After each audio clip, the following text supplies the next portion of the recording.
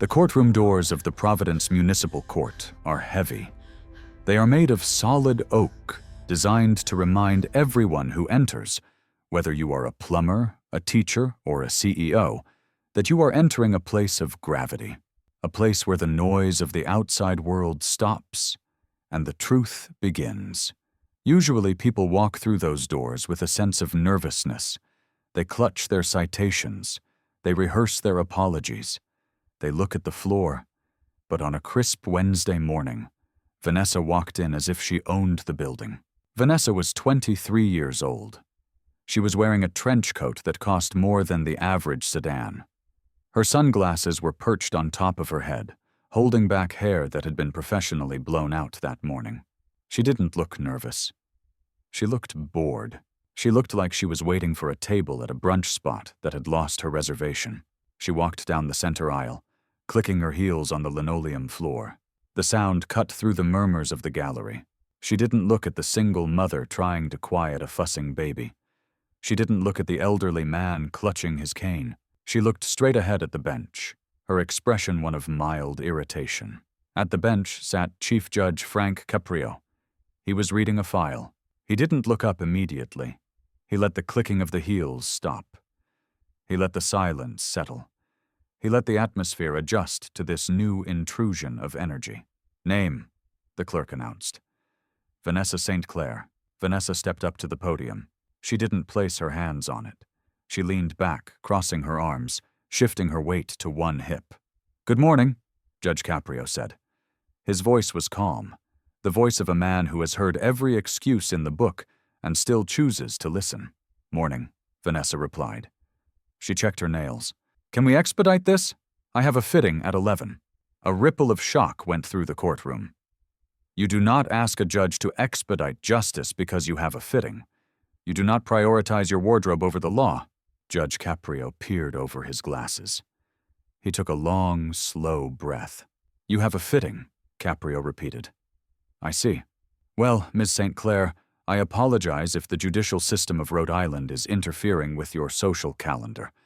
But we have a matter to discuss first." He looked down at the citation.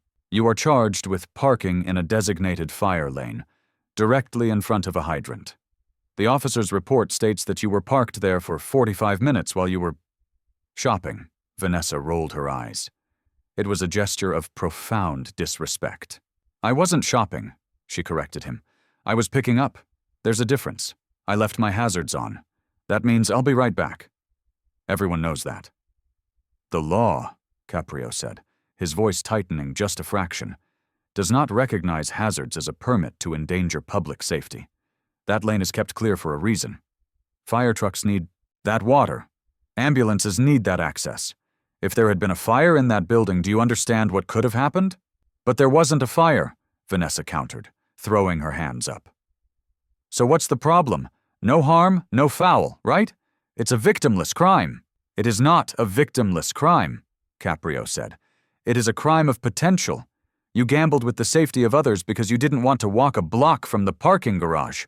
"I don't park in garages," Vanessa scoffed.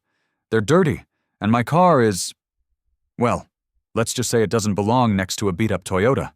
The gallery murmured. The tension in the room was rising. This wasn't just a traffic violation anymore. It was a collision of worlds. On one side, the reality of the working class who followed the rules. On the other, the bubble of the elite who believed they floated above them. "Ms. St. Clair," Caprio said, leaning forward, "you seem to be under the impression that your vehicle grants you immunity.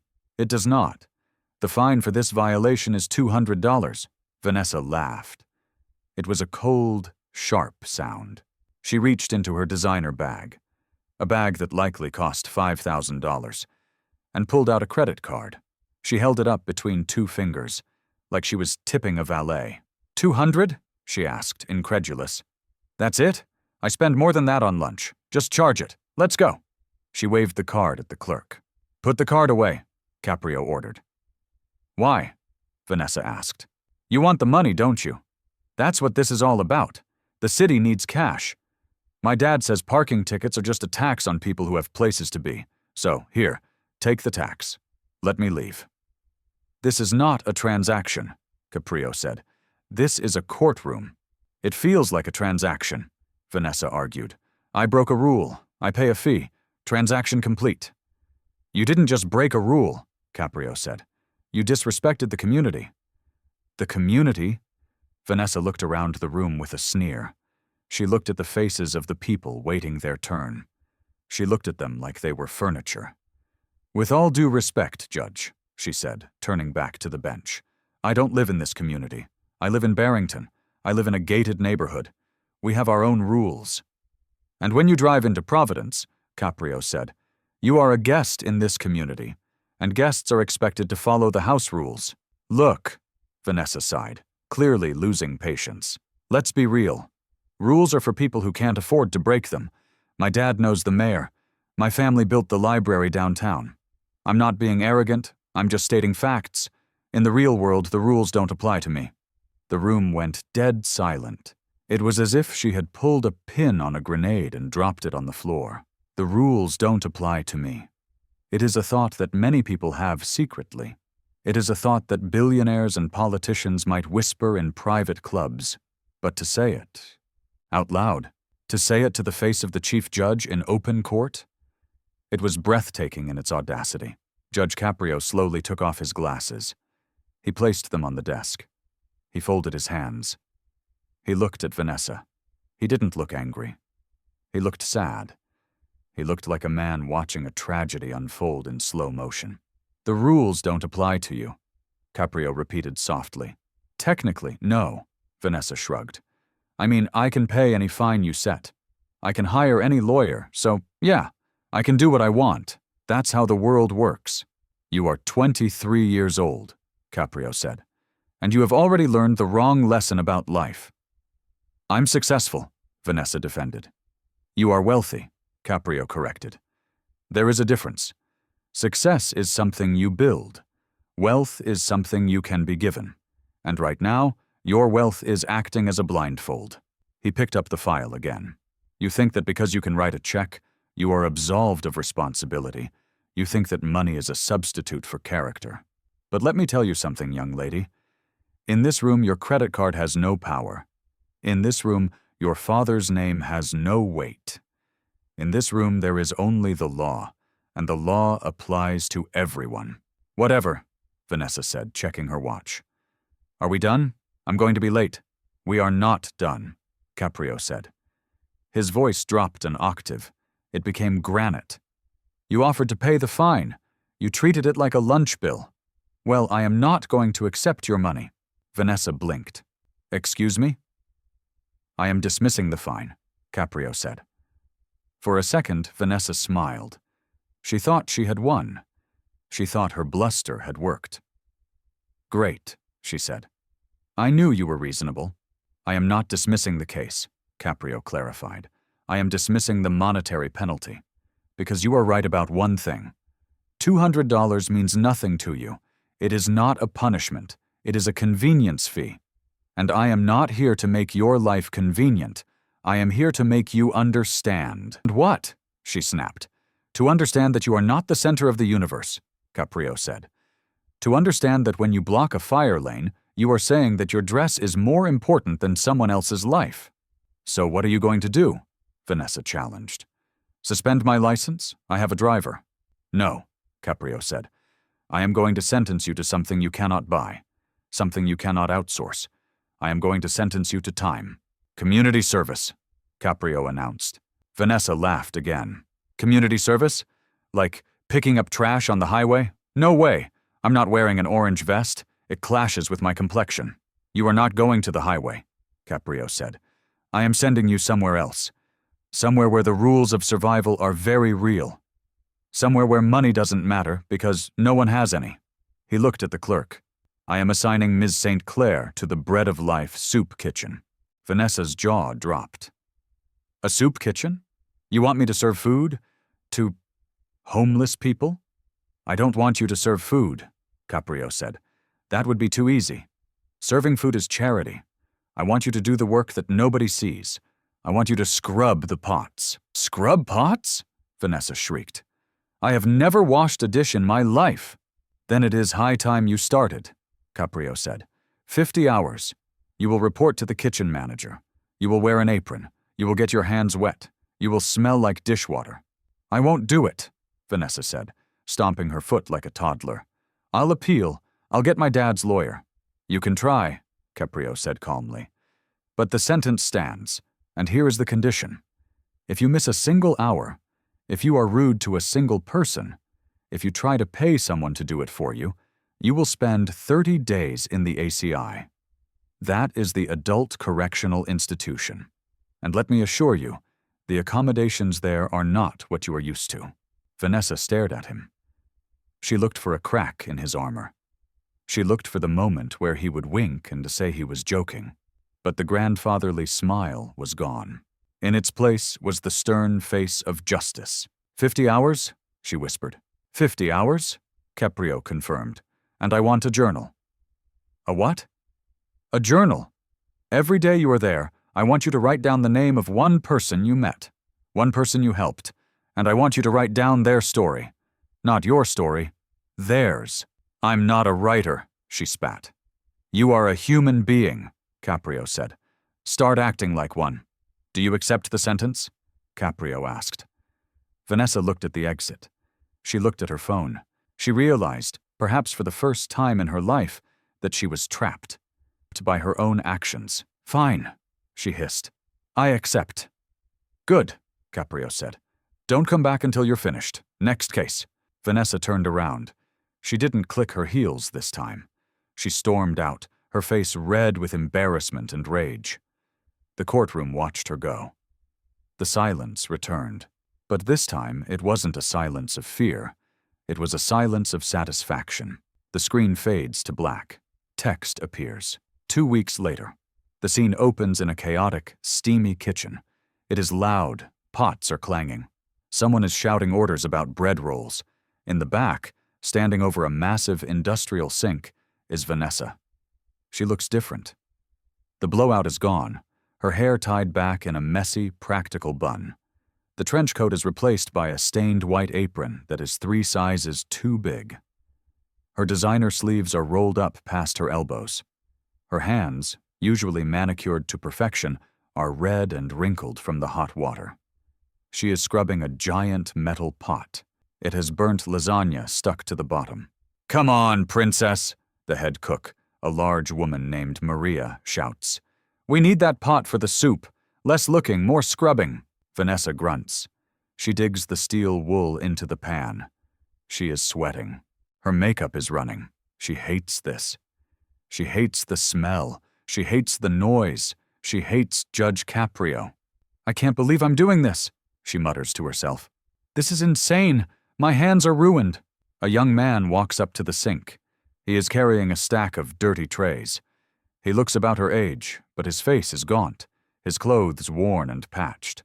Here, he says, sliding the trays onto the counter.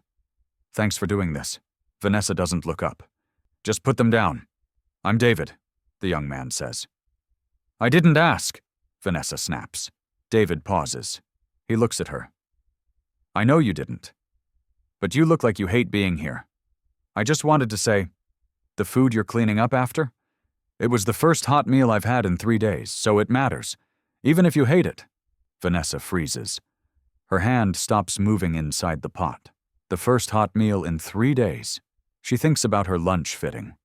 She thinks about the sushi she threw away yesterday because it didn't look fresh. She looks up. Really looks up. She sees David. He isn't a statistic. He isn't a homeless person. He is a guy with kind eyes and a tired smile. 3 days? She asks, her voice quiet.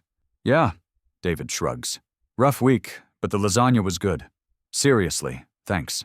He walks away to help stack chairs. Vanessa stands there. The water is running. The noise of the kitchen fades into the background. She looks at her hands. They are red. They are ugly. But they just helped feed David. Something cracks inside her chest. It is a painful feeling.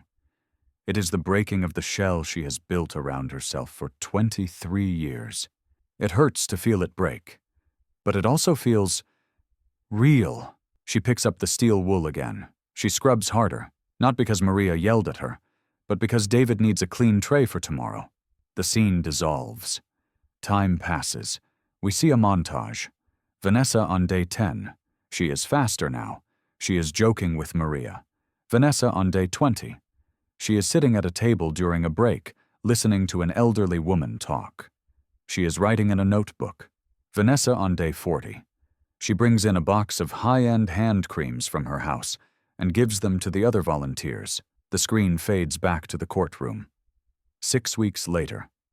Vanessa is back at the podium. Judge Caprio looks at her. He sees the change immediately. It isn't just the clothes. She is wearing a simple blouse and slacks, no sunglasses. It is the posture. She isn't leaning. She is standing straight. She isn't looking at the ceiling. She is looking at him. "Good morning, Vanessa," Caprio says. "Good morning, Your Honor," she replies. Her voice is steady. There is no attitude. "I have the report here from Maria at the Bread of Life," Caprio says. "And I have your journal." He opens the notebook. He reads a page silently. The room waits. "You wrote here," Caprio says.